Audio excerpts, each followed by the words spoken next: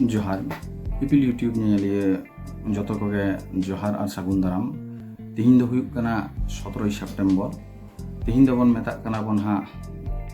माने कामी बंगा रियांग बंगा बुरु जहां दो को मेता कना को विश्वकर्मा पूजा आदो विश्वकर्मा पूजा मतो कान गया विश्वकर्मा पूजा उपलक्ष्य कते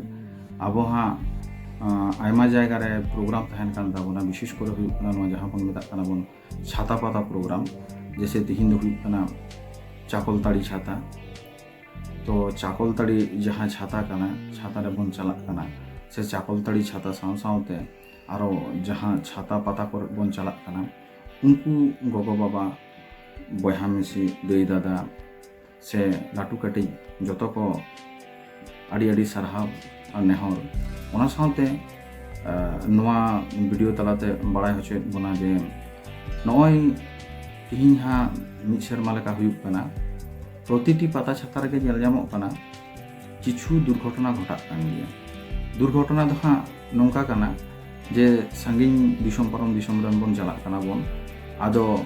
जखन बन चलाग कना चलाव समय मतो आदि नापाय बन चलाग कना रुवाड़ समय विशेष करे नेल कना आदि रकम सुविधा असुविधा हुयुग कना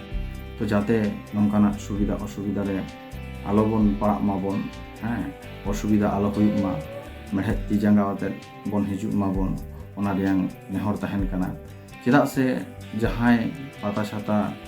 से मेला से उनका लेकाना आरो नेल नेल को जहाना गे तहन कना से बंगा बुरु ठाव करना हो तहन कना तो उनको को सापड़ाविया को आड़ी कष्ट कते को सापड़ाव दा को आर जाते नेस जहां लेका बन चलाव सेटर दाड़िया कना सेन सेटर कना बन दाराय कान सेरमा हो से सेरमा सेरमा नोंका मेहत ती जांगा आते बन सेटर दाड़िया ओना रियांग कुरुमुटु रे उनको आड़ी जोर ते को तहन कना को ओना खातिर तेगे सेरमा सेरमा ओना को कोराव इदि ताबोना को तो उनको हो उयहर दो बनुआ जहां लेकाते असुविधा हुयुमा मेनखान उनको हो जहाना दुर्घटना हुई लेन खाय ड्राइवर लेकाते बन दाइये को मेनखान नोआ दो बांगे नापाया तो ओना खातिर ते जहां दो हाँ तिहिन से नोंकाना पाता छाता बन चलाग कना उनको कोटे नेहर कना आपे जुदी सेन सेटर कते जहाना सुविधा असुविधा पे बुझा हरमो रियांग हो जुदी सुविधा असुविधा से न्यूबुलान हर जहां पे न्यूबुलेन ताबोना तार उनको कोठे नेहर कना आपे दो लहाते कटी चेठा ताबोन पे तारपरे हिजुग ताबोन पे चेदा से बड़ाई गया बन सारिगे समय रियांग दाम मेना आपे समय भक्त रेगे ओरा सेटर लागती कना किंतु ओना खन हो बेसी दो दाम कना जीवन रिया जीवन तहन खाय दो से जीवी तहन खाय दो एगेर हम जमा एगेर जम तो रस्क बुजुआ और जीवी के बांग तहन खाय दो उनी हर अकोय एगेरिया तो नोआ कथा चेदा से आड़ी किछु घटना घटा चलावन सेरमा रियांग मटे घटना लिया पे कान ताबोना ओना दो हुयुग कना नोआ चाकोलताड़ी छाता रे चाकोलताड़ी छाता रे एमन मटे घटना घटावना जहां दो नेल कते हम आदि हाड़ा बुझना मटे दादा हड़े तहे कना उनी दादा हड़ निदे बेड़ा नुना गे न्यूबुल कना जहाँ तो सीमा बानुआ हयतो जहाना बेबाड़ी है कामी कदा ओना खातिर ते उनी दादा हड़ दो आया जहाँ अंग वस्त्र बन मेता कना से हरमो रियांग जहाँ पोशाक को तहन कना ओना पोशाक को पुरोपुरी को खुलेव का तहन माने एकदम उलंग अवस्था रे माने हरमो खाली अवस्था रे तहन कना बेचारा उनी जखन हाँ भोर भोर से दो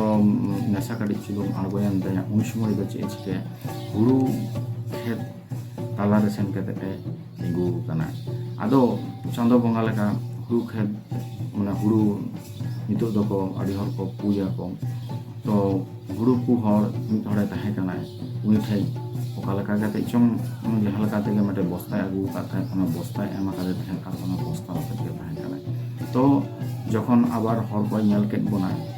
तखन उनी नेहर नाय मेनते इन जहां का तेगे जहाना व्यवस्था उन पे से मटे आदो नोंका गे सुर हुईना सुर कते आबो को साव सावते आरो को तहे कना को दादा ताको उनको को मेसा कते उनी कते नायते ना पाइते ओरा ए चलाव दाड़िया आय ओना रियांग व्यवस्था हुईना मेनखान जखन कुलिया हुयुग कना आम संग चेक घटना घटाव लेना उनिया चेक खाय चेक गे उयहर दिसो बांग तहे कना आदो जाते आपे को संग नोंका आलो घटना हुयुग मा हिजु सेनो डहार रे नेलोग कना विशेष करे जखन बन रुवाड़ कना उन समय आड़ी जोर एक्सीडेंट हुयुग कना विशेष करे नुकु जुवन गिद्रा को जहां जुवन कोड़ा को कना को आड़ी जोर एक्सीडेंट हुई कान ताकवा नौकाना एक्सीडेंट को आलो हुई मा ओना से नजर दोहई ताबन पे गिद्रा को आपे हन चला पे गोगो बाबा एड़े कते पे चला कान ताबोना चला पे असुविधा बनुआ नापाय कथा और मेहनत ती जंगा चला पे आदि मौज रस्कई पे समझ पे और हिजु पे नोआ गे कटी उछन तहे कना से नोआ कथा दो दिसे हुदिस लेकना दिसे हुदिस संदेश कना और आदि आयमा सरहाव जतो कोगे सापड़ाविया को जो मेला पता छाता बंगा बुरु जायगा रेन सापड़ाविया को जो आड़ी सरहाव नौका आड़ी कष्ट करते सापड़ा तबन सापड़ाते तहन तबन पे और निनेलिया को जो जायगा के सेटर तबन पे मा तबे जो कोगे जोहार और कड़ी को थुम दाड़े दुलर आशीष चाल करते तेहना जहाँ कटी चुन मुचाद।